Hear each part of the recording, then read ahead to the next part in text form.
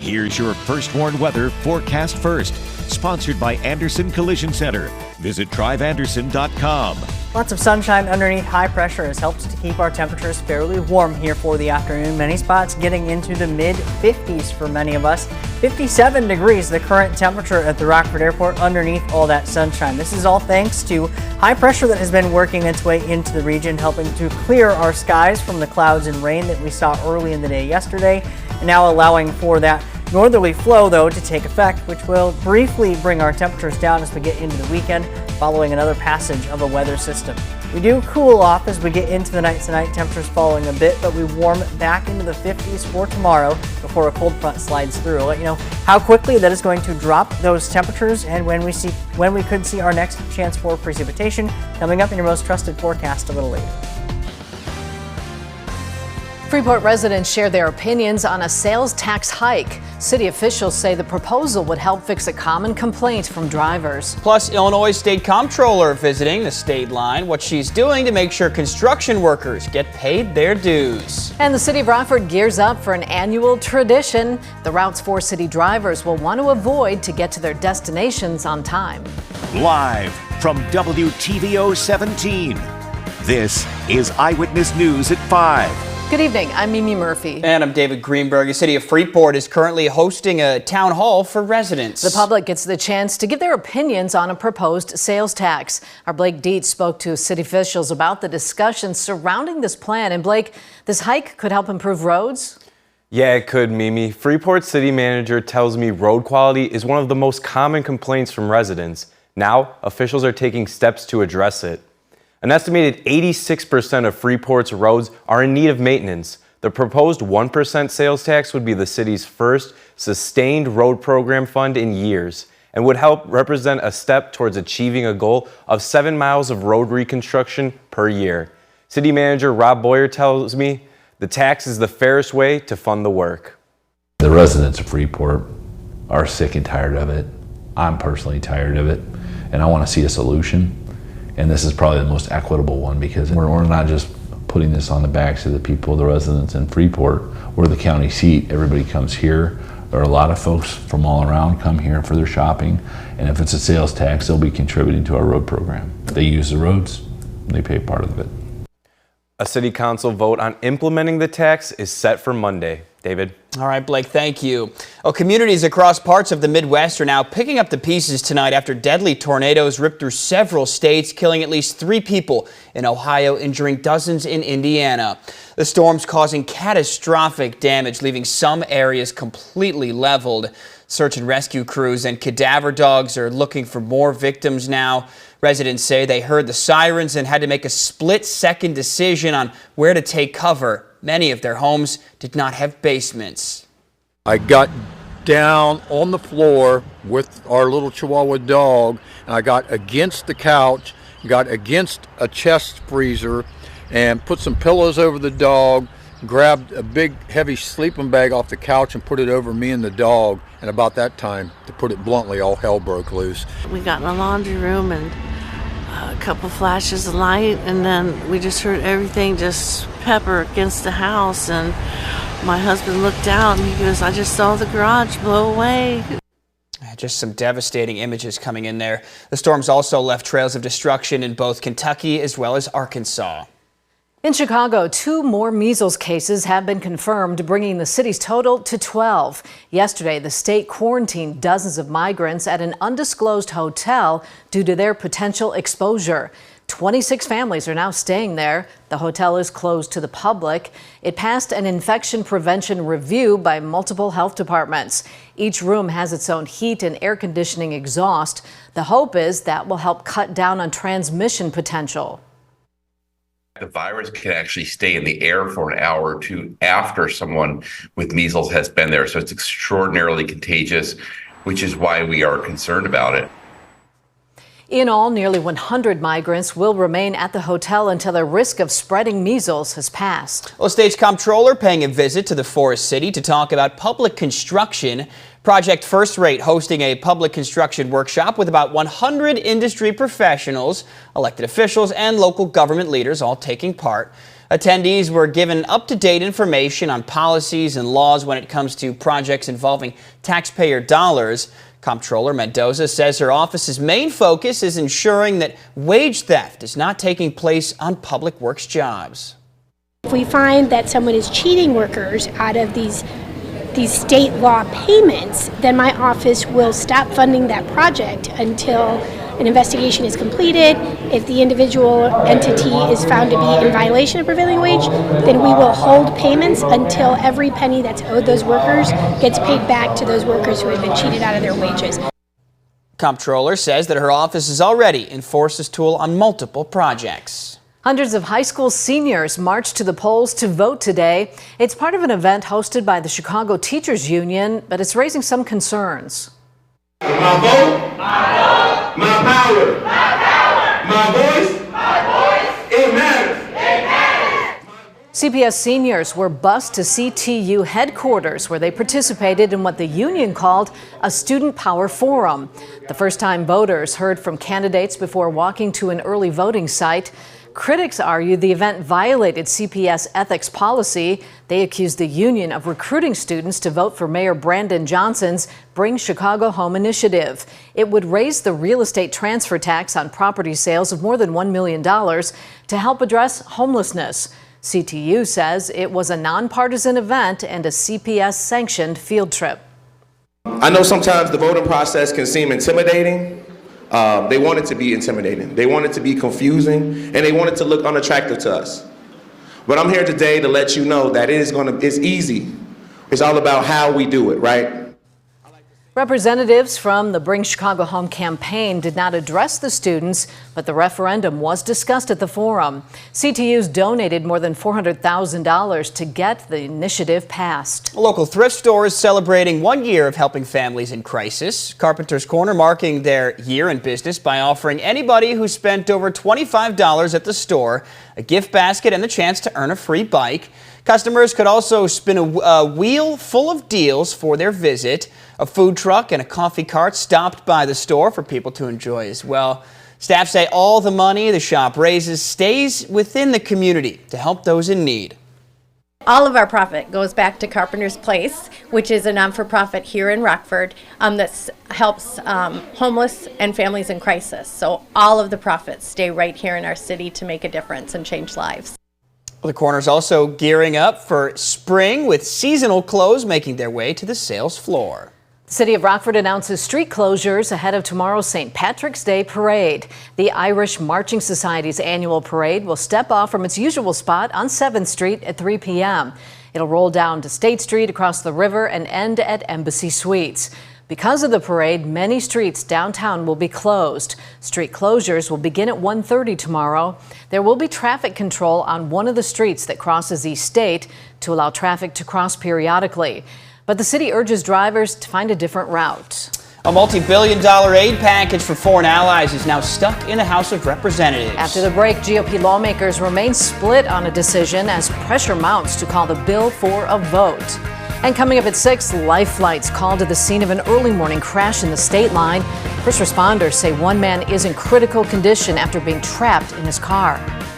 Our temperatures warmed into the mid-50s today underneath quite a bit of sunshine. I'll let you know how long into the holiday weekend that sunshine lasts and when we see our next chance for rain coming up in just a few minutes.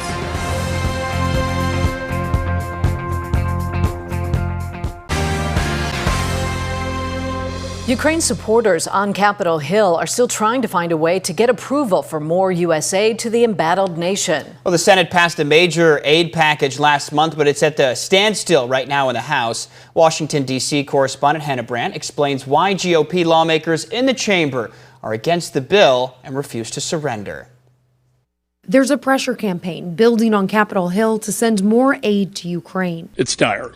So we need to pass it soon. Last month, the Senate passed a $95 billion aid package to send help to Ukraine, Israel, and Taiwan. But House Speaker Mike Johnson hasn't brought it up for a vote yet. It's time for the House to take up the Senate-passed National Security Supplemental and finish the job. House Republicans are split on the issue. Some say the U.S. shouldn't spend more money on a foreign conflict, but others, like Congressman Michael McCall, argue it's critically important to continue supporting Ukraine. It is in our national security interest We can't afford to let Putin roll over Ukraine. And Senator Mark Warner says if the U.S. doesn't help, the conflict could escalate. We could have Americans in harm's way or in combat if we don't stop Putin now in Ukraine. There's an effort in the House to force a vote with what's called a discharge petition.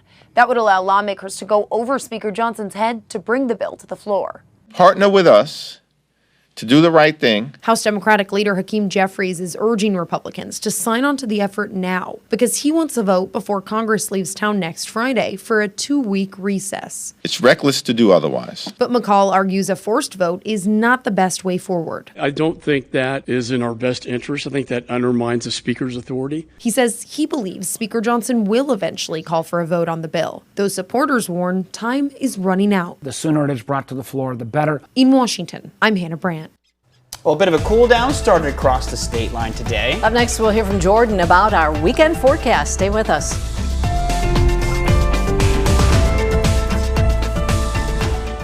Now, your first warned weather forecast from meteorologist Jordan Wolf.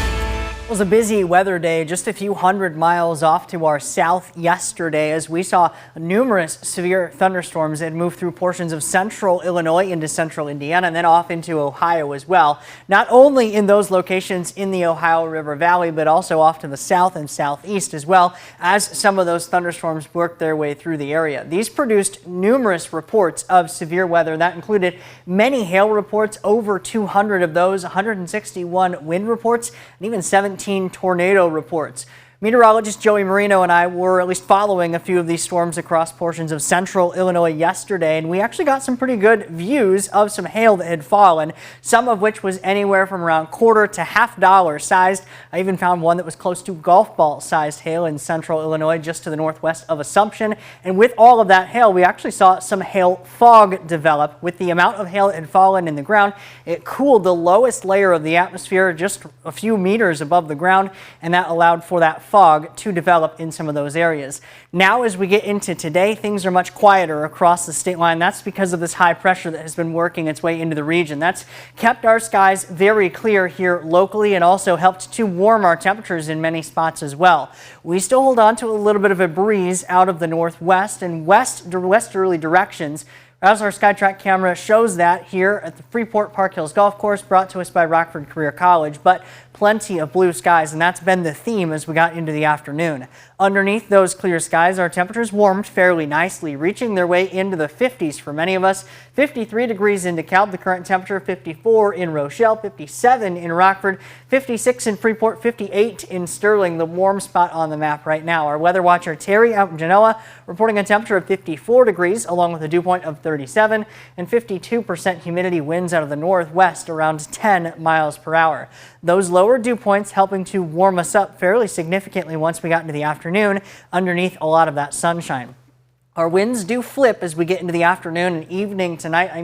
We do see those winds coming out of the southwest around 5 to 15 miles per hour, gusting close to 20 as our weather system begins to work its way a little closer to the region. Our temperatures only fall back down into the upper 30s for those overnight lows tonight. If you're headed downtown tomorrow for any of the festivities for the holiday, it's going to be a little bit of a warmer day, very similar to where we had today, but it'll be very windy as well. Our winds could gust close to 35 miles per hour at times during the afternoon, initially out of the southwest, but once a cold front passes early in the day, those winds will then switch to come out of the northwest. And this is what we're seeing when we look with Futurecast wind gusts as well. Initially that southwest direction early on in the day, gusting close to 30 miles per hour, and then northwest for the afternoon and evening, and those could gust close to 35 miles per hour. Some still gusty winds as we get into Sunday and into Monday as an upper level system passes overhead.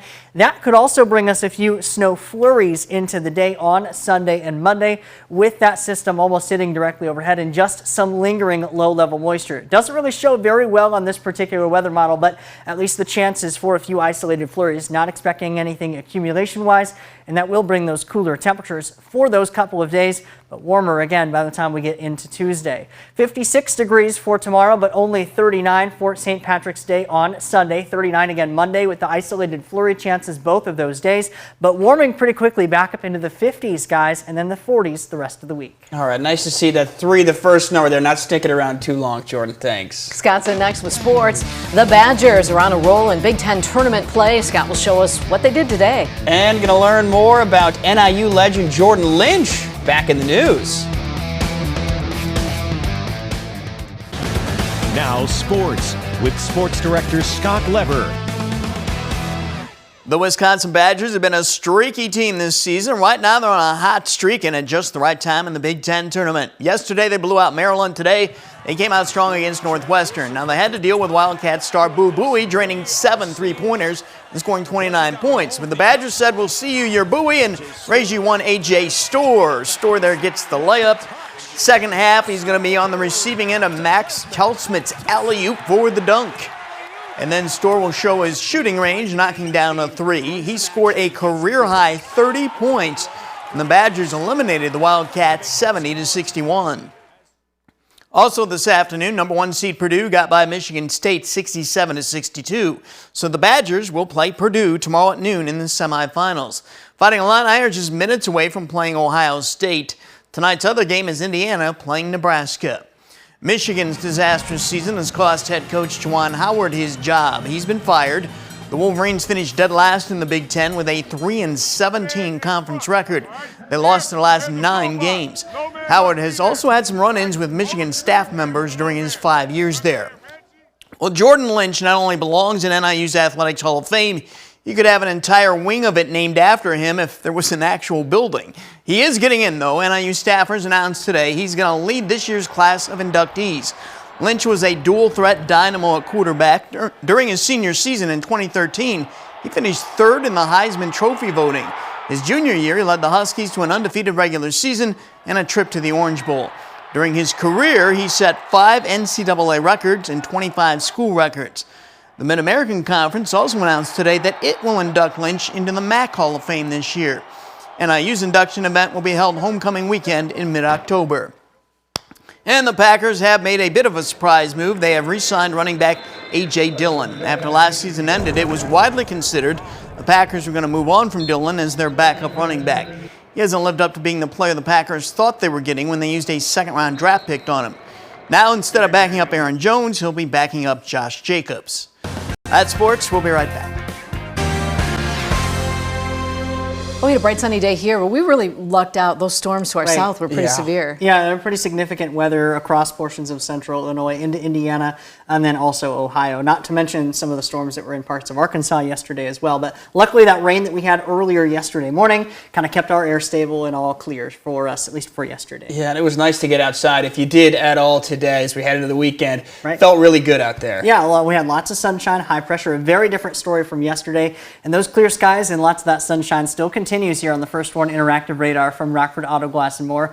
Clearing skies into the night tonight, but southerly winds only allow our temperatures to fall back into the upper 30s, into the mid-50s again tomorrow, but a cold front does come to pass early in the day, bringing wind gusts close to 35 miles per hour during the afternoon. Cooler for Sunday and Monday. Snow flurries possible, but back in 40s and 50s. Thanks, Jordan. World News Tonight's up next. We'll see you back here at 6.